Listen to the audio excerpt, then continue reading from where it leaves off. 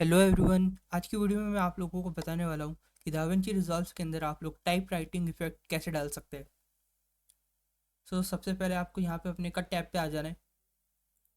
उसके बाद यहाँ पे आपको टेक्स्ट प्लस को ड्रैग करके यहाँ पे अपनी टाइमलाइन पे ले आना है। उसके बाद आप यहाँ पे जो मन करे वहाँ पे चेंज कर सकते हैं। मैं यहाँ पे कर देता हूँ हेलो एवरीवन। एंड उसके बाद यहाँ पे आप अपना टेक्स्ट चेंज कर सकते हैं, साइज़ बढ़ा सकते हैं। उसके बाद आपको यहाँ पे राइट ऑन दिख रहा होगा, तो यहाँ पे आपको पहले एक की फ्रेम ऐड करना है। उसके बाद इसे ज़ीरो पे ले आना है, राइट ऑन इफेक्ट को। उसके बाद यहाँ पे आपको हल्का सा फॉरवर्ड करना है एक सेकंड के आसपास।